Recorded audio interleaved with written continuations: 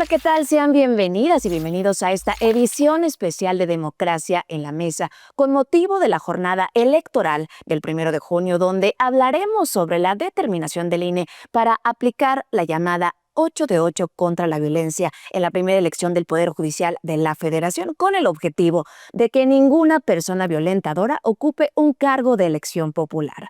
Y para hablar de este tema nos acompaña la consejera Claudia Zavala, bienvenida. También nos acompaña la titular de la Unidad Técnica de la Igualdad de Género y No Discriminación, Flor Desiree León. Bienvenidas a ambas. Gracias, Katy. Bueno, iniciamos con este tema relevante, desde luego en la coyuntura de esta jornada histórica.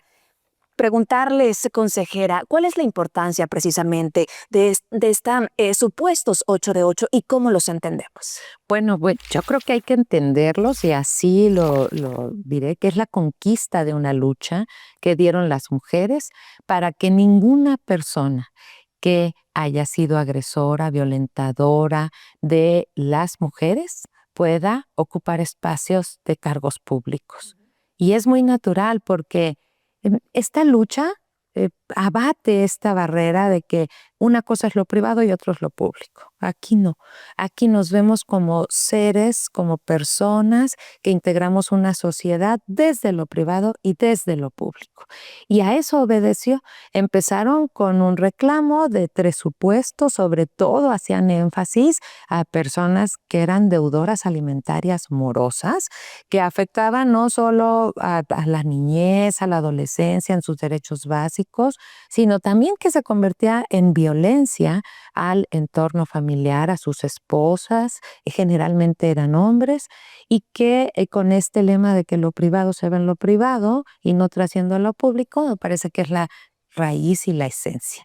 Y a partir de eso, hubo un movimiento muy importante porque fue abanderado y acompañado también por las mujeres en el legislativo y vieron más allá de esos 3 supuestos y lograron establecer una reforma en la Constitución que impide que personas en cualquiera de esos supuestos, 8 supuestos que tienen que ver con delitos sexuales, delitos corporales de la integridad corporal, delitos familiares, todos estos delitos y sobre todo deudores alimentarios morosos no puedan ocupar un cargo público.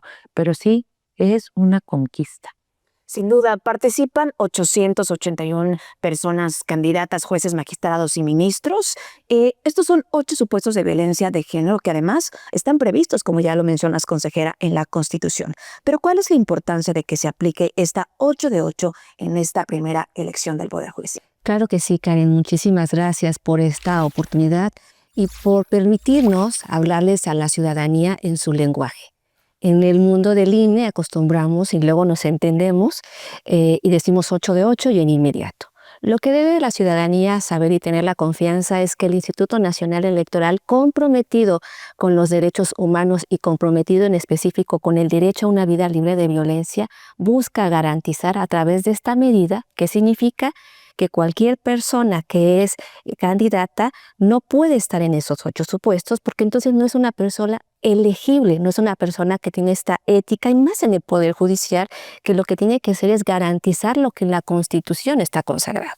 En la Constitución, en el artículo 38, está consagrado que una persona no puede estar en estos 8 supuestos. ¿Cuáles son estos?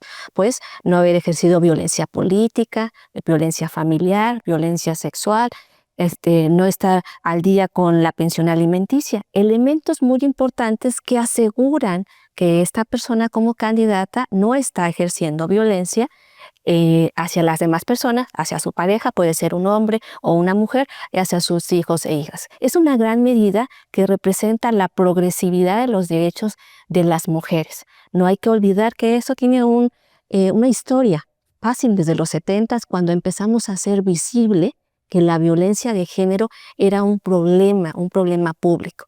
De los 90 para acá, afortunadamente, hay un gran trabajo para reconocerse y se materializa en el 2020 que se reconoce la violencia política hacia las mujeres por razón de género.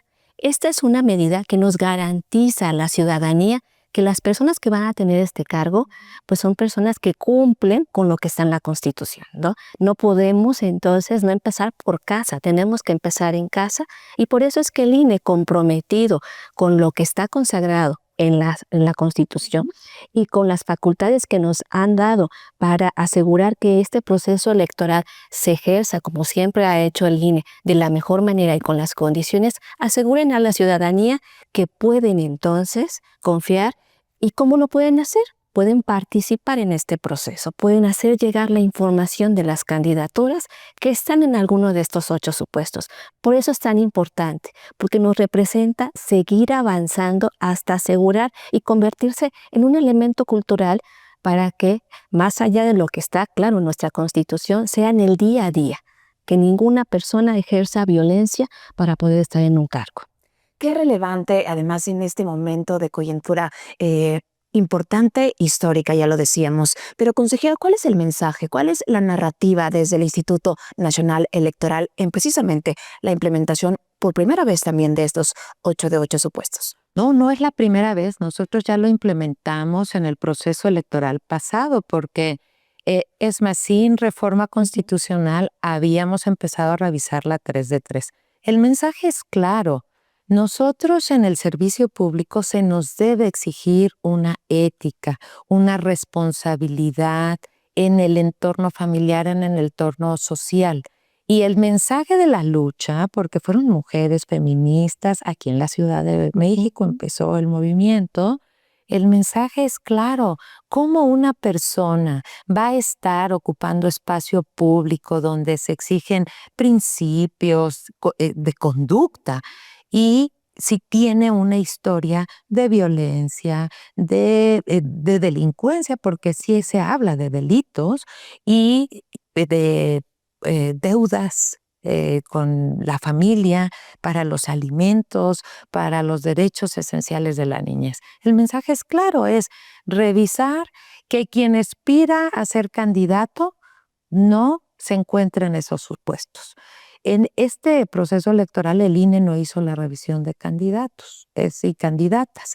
Eso lo hicieron otros comités. ¿Tenían que haber hecho esa revisión? Sí la tenían que haber hecho, pero no lo hicieron. Entonces ya hay personas candidatas que podrían estar en esos supuestos, pero no se calificó antes, porque esa es una calificación previa.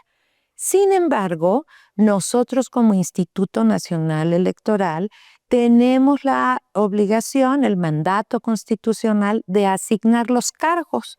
Es decir, ya competiste, ya ganaste, ahora si tuviste el número de votos, corresponde una asignación, pero para ello necesitamos revisar que cumplan los requisitos de elegibilidad.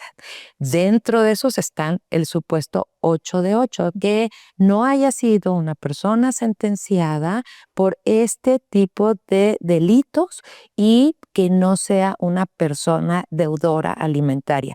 Y aquí quiero hacer un paréntesis porque sí lo establecimos en los criterios de si la persona deudora alimentaria estaba al corriente, se puso al corriente al momento del registro, que fue al momento del 12 de febrero, si no mal recuerdo la fecha, entonces tendrá por cumplido ese requisito. Pero si era deudor alimentario y no se puso al corriente, no tendrá por cumplido ese requisito. Ahí está la importancia.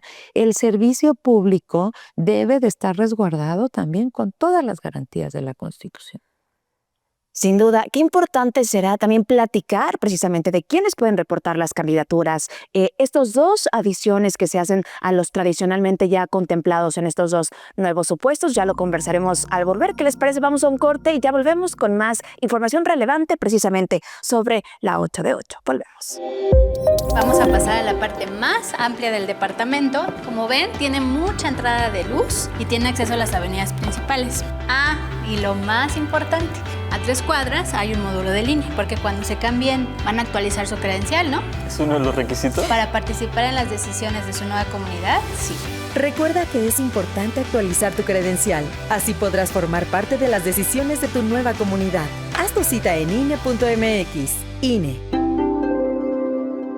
Les quiero contar que yo ya fui a tramitar mi INE por primera vez y la verdad es que es muy fácil. Debes llevar 3 documentos en original: acta de nacimiento, comprobante de domicilio con antigüedad no mayor a 3 meses e identificación con fotografía vigente. Y bueno, ya saben, hay que prepararse para la foto y la firma, porque va a estar contigo 10 años. ¿Así salí yo? Tramita tu INE y cuando sea el momento de participar, úsala para que tu voz sea escuchada. INE. Estamos de vuelta en Democracia en la Mesa con un tema relevante que ustedes tienen que conocer, precisamente 8 de 8 contra la violencia. Y hablábamos de cómo podríamos reportar a las candidaturas que ya hayan incurrido precisamente, consejera, en alguno de estos supuestos, además de estos 2 supuestos que se adicionan los que ya tradicionalmente existían. Sí, claro. Yo creo que Flor nos puede dar un panorama así, porque ahorita ella está operando eso y darnos una visión, pero abrimos un canal para que cualquier persona o las organizaciones puedan ayudarnos primero pues a presentar el caso y luego, si tienen información, a subir la información. ¿Por qué es esto? Porque a partir de ahí el INE va a desplegar algunas acciones con otras autoridades para podernos allegar de información y tener elementos para valorar los casos. Pero creo que la arquitecta nos puede decir muy claro esto. Con todo gusto. Cualquier persona, sociedad civil, activista, cualquier persona puede participar en este ejercicio ciudadano.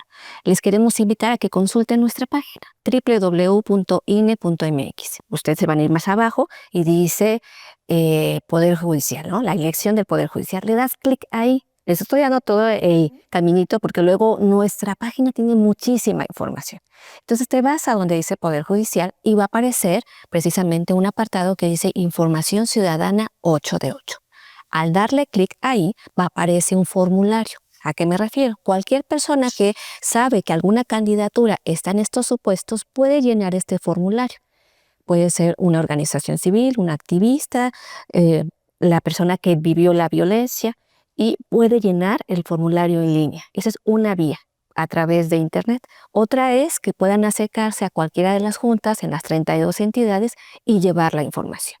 Es muy importante que en este ejercicio pues podamos aprovechar esta gran alternativa de, a través de la página web, llenar la información de este formulario y de ahí vamos a poder incorporar la información que tenemos de esta posible candidatura que está en alguno de estos 8 supuestos. Hasta el momento hemos recibido más de 25 folios y de estos 25 folios, 14 personas están en estos supuestos y estamos en el proceso de análisis. Lo analizamos entre 3 áreas del Instituto Nacional Electoral. Desde la Dirección Ejecutiva de Prerrogativas y Partidos Políticos, aquí le decimos DEP.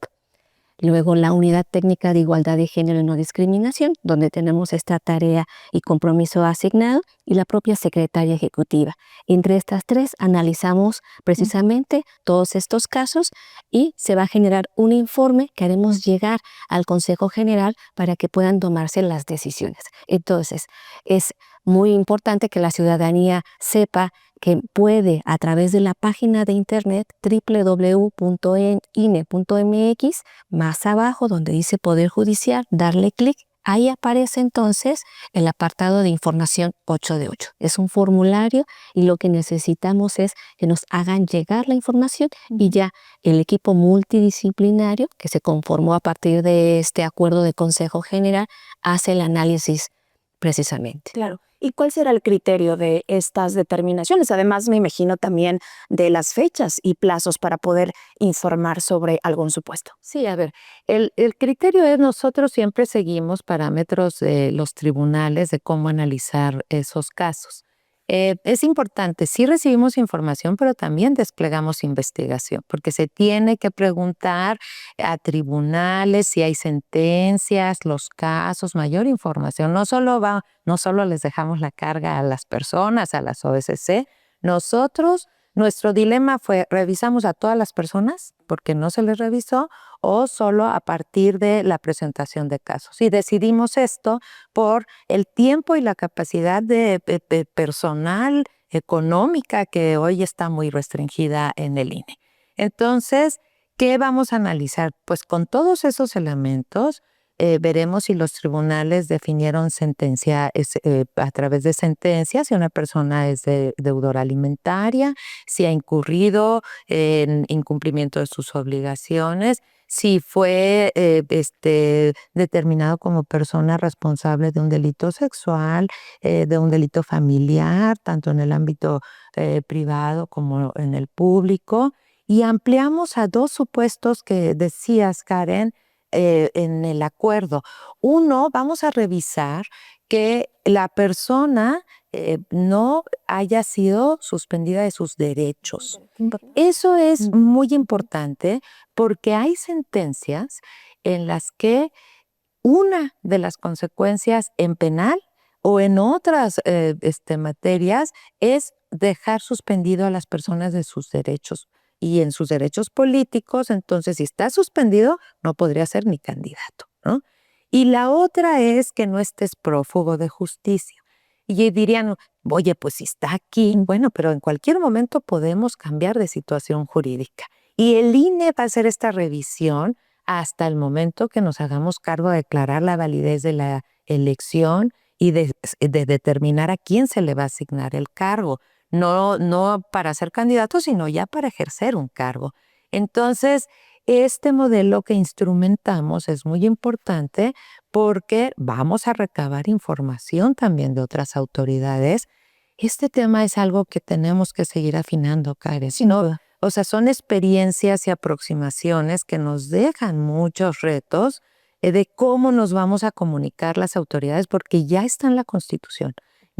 Son requisitos constitucionales que se deben cumplir y que necesariamente requiere de una articulación de no solo el INE, sino de muchas autoridades.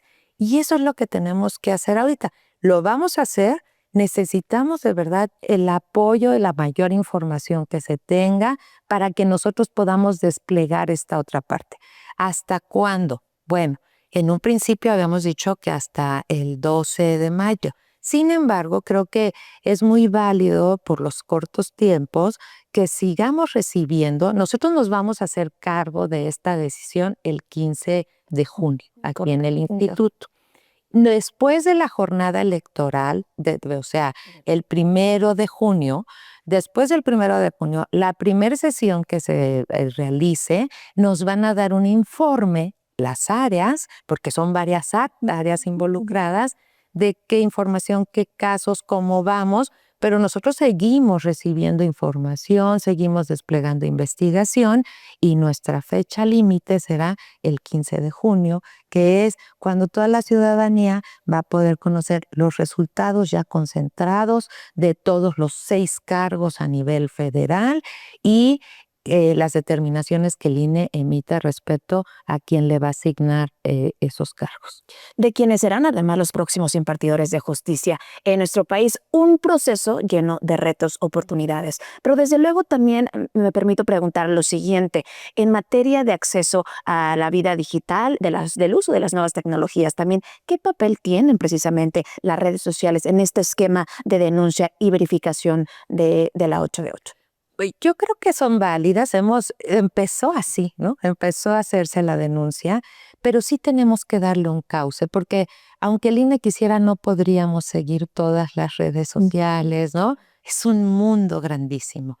Lo que ahora estamos haciendo es dar un cauce en el que esas voces ciudadanas organizadas o en lo individual, mujeres que han luchado por los derechos en México y en todas partes, si tienen un caso, le den el cauce para que el INE sea más asertivo, pueda ubicar y pueda llevar a cabo esta investigación. Este esfuerzo es un esfuerzo que contribuye a que las mujeres verdaderamente podamos llegar a nuestro ideal, que podamos ejercer todos nuestros derechos sin violencia, libres de cualquier violencia. Y ahí todas y todos como sociedad creo que nos tenemos que ver y contribuir para que si tenemos algo podamos a quien es la responsable, en este caso del INE, de verificar esto, tenga mayores insumos.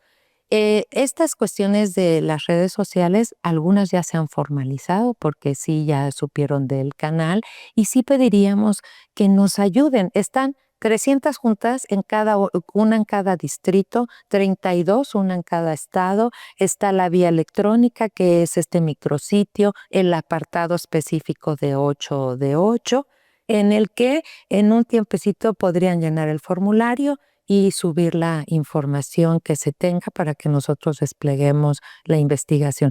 Es importante, mientras más tiempo nos den, mejor. ¿Por qué? Pues la experiencia pasada de la 8 de 8 vimos que muchas autoridades no contestan. Claro. Los tiempos del INE no son los tiempos de otras autoridades. Nosotros es todos los días y horas son hábiles. Pues sí, pero las demás autoridades no, las demás instituciones no, sí tienen tiempos y horarios. Entonces hay que trabajar en colectivo.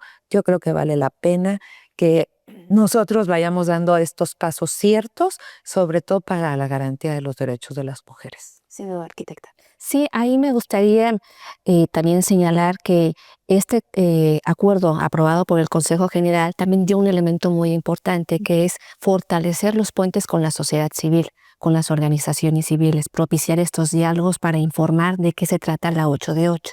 En ese sentido, una vez que el día 25 de abril quedó el micrositio de la 8 de 8, se generó un diálogo virtual con organizaciones de la sociedad civil y continuaremos abriendo más espacios virtuales con organizaciones, con colectivas, con defensoras. Tenemos 2 más en puerta y lo importante es que se socialice, que se tenga conocimiento de qué es esta medida de la 8 de 8. Un tema que sé que te interesa muchísimo, Karen, que tiene que ver con la violencia política hacia las mujeres en el ámbito digital. Es un tema que es un compromiso del Instituto Nacional Electoral. Si bien ahorita el tema del diálogo es la 8 de 8, dentro del programa de trabajo de la Comisión de Igualdad de Género que preside la consejera Zavala, está darle continuidad precisamente a reforzar todo lo que es la prevención de la violencia política en el ámbito digital. Y seguramente será motivo de otra conversación, pero en este momento que sepan la ciudadanía que está la cercanía para que puedan hacer esta información vía la página, pueden acercarse físicamente y que lo que necesitamos es que esta medida sea conocida, que sepan que la 8 de 8 lo que busca, lo que aspira es que cualquier persona que está ahora siendo candidata, pues considere no estar en esos puestos, que la ciudadanía tenga ese conocimiento y que cuando va a emitir su voto también tome conciencia de lo que significa que una persona juzgadora, apegado a lo que está en nuestra Constitución, pues garantice el derecho a una vida libre de violencia. Y ese comienza desde cada uno y una. Qué relevante porque ustedes, ciudadanía que nos está viendo, que nos están escuchando, podrán reportar si alguna de las personas juzgadoras ha incurrido en alguno de los supuestos 8 de violencia de género. Con esta información vamos a un corte y ya volvemos. Quédense con nosotros. Estuvo contigo en tu primera noche de antro. Te acompañó a ver esa peli Clasificación C. También cuando te fuiste de viaje. Te ayudó a sacar tu primera tarjeta. Y obvio, cuando votaste por primera vez. Si tu INE lleva 10 años contigo, ha llegado el momento de renovarla. Consulta los requisitos y ubica tu módulo en INE.mx. ¿Qué esperas para renovar tu INE? INE. Si eres una persona con alguna discapacidad o enfermedad que te impida acudir a tu módulo, el INE irá hasta donde te encuentres. Pídele a un familiar o persona de confianza que presente la solicitud en cualquier oficina del INE. Deberá llevar el certificado médico que acredite que no puedes ir al módulo. Conoce los requisitos llamando a INETEL 800-433-2000.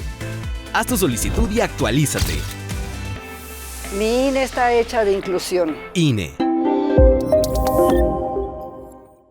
Continuamos en Democracia en la Mesa con este tema relevante y fundamental del que ustedes precisamente también nos acompañan, 8 de 8 contra la violencia. Y qué importante, consejera, arquitecta, que la ciudadanía que hoy nos sintoniza pueda conocer a detalle precisamente de qué se trata de forma cercana, de forma ciudadana, en una jornada inédita en donde, ya lo hemos dicho, serán 6 boletas de 6 colores distintos, donde la ciudadanía por primera vez tendrá la posibilidad de elegir a quienes serán los próximos impartidores de justicia en nuestro país. Y bueno, esta nueva posibilidad que ya lo decías, arquitecta, acerca a las y los ciudadanos a esta posibilidad de denuncia que si bien pues ya se había venido contemplando, hoy adiciona estas nuevas dos posibilidades que desde luego en un proceso judicial pues es importantísimo. Me permito preguntar la siguiente pregunta en esta mesa de análisis. ¿Cómo será la compulsa de información que se reciba y el tratamiento interno de forma institucional desde el instituto? Bueno, aquí es importante, la información puede ser muy diversa y por eso incorporamos a la Dirección Ejecutiva de Prerrogativas y Partidos Políticos. Ustedes dirán, si aquí no hay partidos políticos, ¿por qué? Claro.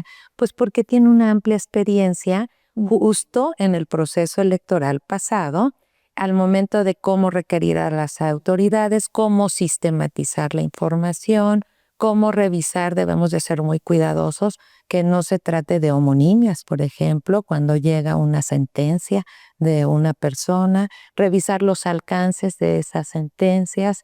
Hay que tener claro los retos que tiene implícita la 8 de 8, porque en esta materia de violencia habíamos dado un avance desde el Tribunal Electoral, primero construyendo un registro de personas violentadoras, después tuvimos análisis en los que pues la violencia política tenía un sentido para el ejercicio de los derechos, pero al final del camino pues creo que hubo un retroceso en el sentido de que una sentencia administrativa no iba a tener un efecto para los derechos y el ejercicio de los derechos de las personas. Creo que si hay una sentencia, si alguien ya fue declarado que es violentador, violentadora, pues tendría que tener un efecto en sus derechos, porque lo que queremos cuidar es el ejercicio de los cargos públicos que sean libres de personas que hayan sido ya juzgadas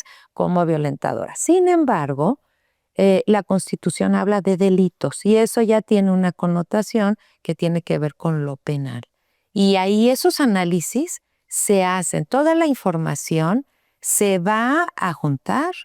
Vamos a ser muy cuidadosos y se debe de ser muy cuidadosos. El área ya tiene esa experiencia de que no se trate de otras personas que se llamen igual, ¿no? Sino que sea precisamente la persona que es candidata y que aspira a que se le asigne un cargo, en este caso, y ese cúmulo de información, la que se tenga, a partir de lo que enviaron los tribunales, lo que nos proporcionó la ciudadanía o las organizaciones, se analiza tomando en cuenta los precedentes que tenemos en los tribunales de hasta qué consecuencias y cómo tiene que ser esta situación. Se va a hacer un dictamen, el área jurídica se prepara un dictamen, también está ahí incorporada la unidad de género en algún momento, porque muchas veces lo que necesitamos es ver con los lentes de género, ¿no? Analizar las constancias con estos lentes de género. Entonces ahí también está involucrada la unidad de género. Todo esto se analiza y caso por caso se van dando las razones y las consecuencias que se advierte en cada uno de los supuestos. Y la definición que en su caso tendría que tomar el Consejo General. Eso se construye un dictamen, se presenta a la comisión y después la comisión lo revisa, se pueden hacer incluso observaciones, precisiones y después la comisión lo eleva al Consejo General para decisión. Eso me parece relevante, además, en análisis en términos y fechas del mecanismo. Me gustaría preguntarle, ¿cómo será antes de asignar los cargos? ¿El INE revisará que las personas candidatas no sean deudoras alimentarias, que no incurran en alguno de estos 8 de 8? ¿Y cuáles serán precisamente cuando podríamos conocer estos primeros hallazgos? Son estas fechas que acaba de comentar como tal la consejera, pero también es importante precisar que desde la Secretaría Ejecutiva se mandó un correo a todas las candidaturas para que todas las candidaturas envíen el formato de buena fe que no están en estos supuestos, y el otro que es que están cumpliendo en el caso o que no tienen ninguna deuda con el registro de personas de pensión alimenticia, perdón. Entonces, estos dos documentos, cada candidatura lo envía al mismo correo que recibió. Esta información es información que usted va a poder ver en la página del INE. ¿Se recuerdan el caminito?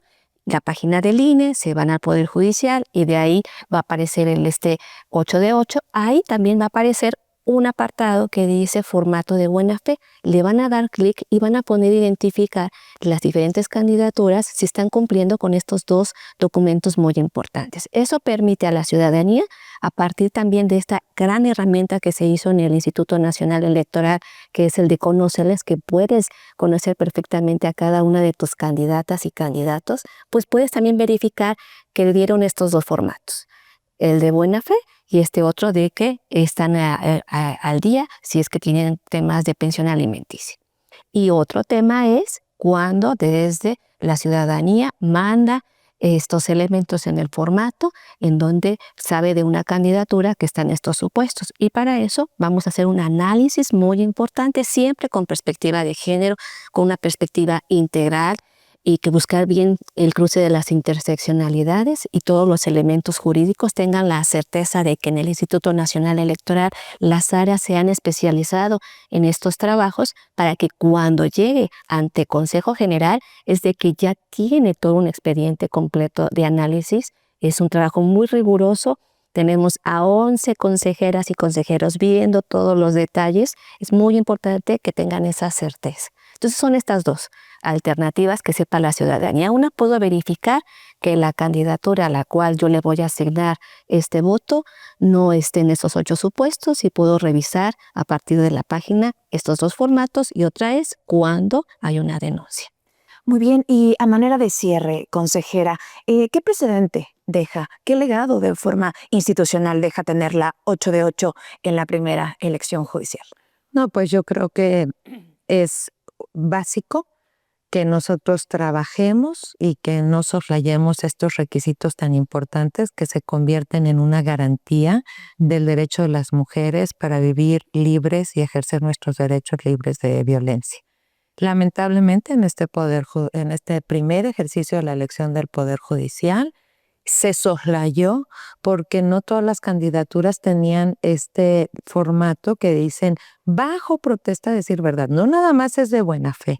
O sea, es un compromiso que yo asumo que para ser candidata, digo, Beatriz Claudia Zavala Pérez, bajo protesta de decir verdad, es una fórmula que en términos de derecho me compromete.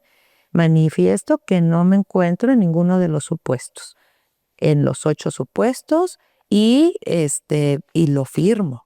Esa es una declaración muy importante que no se pidió en todos los casos. Entonces nosotros repusimos como esa parte porque son requisitos, y se dice que cuando este tipo de requisitos se hace un escrito inicial. Eso es de buena fe y empezamos, tú dices que no, pero si hay pruebas que sí, entonces yo puedo generar una condición diferente.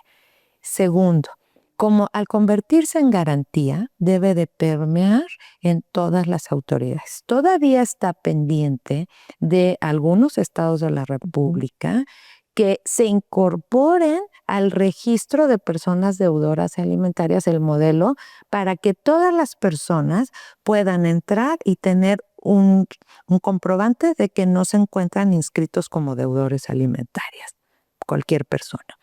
todavía hay pendientes. Que no puede hacer esa carga y descarga de documento, tendrá que hacerlo llegar. Sí, ahora teníamos que algunos estados sí lo tenían, otros no, entonces dijimos, bueno, para los que lo tengan. Al corte son 6 distritos los que no cuentan. Exacto. Son 26 estados los que ya, 6 estados los que no, pero hay que avanzar a concretar. Segundo, yo creo que hay que concretar un sistema en el que podamos verificar todas aquellas sentencias en las que hayan sido sentenciadas las personas por estos supuestos de delitos, porque eso nos va a facilitar las búsquedas. Es que en los procesos electorales los periodos son muy cortos y hay que ser efectivos, entonces eficaces, para poder dar eficacia a los derechos. Hay que trascender a eso y hay que trabajar sobre eso, porque eso se revisa no solo en el Poder Judicial, en todos los procesos electorales, al ser cargos de elección popular públicos. Entonces, hay que avanzar para allá. Y el mensaje es claro, el INE seguirá cumpliendo con su deber, pero además con este resguardo de garantías de las mujeres para que el costo no sea la violencia por decidir incorporarnos a la vida pública, al poder público y ejercer el poder. Pues qué interesante este análisis, entender de forma tan cercana y ciudadana, precisamente, sí, de qué va esta 8 de 8. Cómo al final representa para la ciudadanía esta posibilidad de también acercar y reportar una denuncia para alguna causante de alguna persona juzgadora que hubiese incurrido desde luego en alguno de estos 8 supuestos. A modo de cierre me gustaría escuchar qué pasaría si dentro de estos hallazgos en términos y fechas institucionales llega a ser pues sí, una persona incurrente en este tipo de 8 de 8, de algunos cabezas. Si gana, pues no se le asignaría el cargo. Sí, porque no cumple con un requisito de elegibilidad. Si gana, ¿no? Y si no gana, pues de todas maneras va a quedar el dictamen ahí en el que se analiza y se dice. Pues sí, yo creo que también lo visible ayuda, ¿no? Y hay que hacer visibles los casos y hay que... Entonces, si no gana, habrá una decisión, la cual puede ser impugnada también. Pero si gana, pues entonces sí tiene una consecuencia que repercute en el ejercicio de tus derechos, ¿no? Y eso es que no podría ser asignado en un cargo. Esto es importante, miren, yo creo todas las mujeres, muchas lo han vivido, muchas veces la violencia es lo que les impide hacer lo que quieren hacer y eso no se vale. No se vale que por ser mujer se coarten así las libertades, lo que uno quiere hacer, donde se quiere desarrollar. Y el mensaje principal es ese.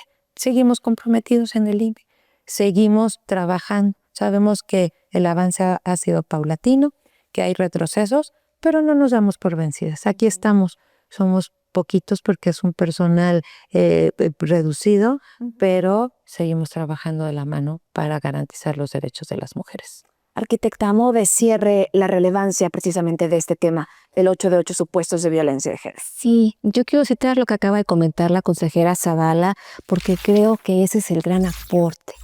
En estos temas luego nos quedamos muy en lo ideal y podemos aquí darnos cuenta, materializar que se están garantizando los derechos, el derecho específico a una vida libre de violencia, el derecho que podamos tener precisamente a personas que van a ser juzgadoras que cumplan con estos principios éticos.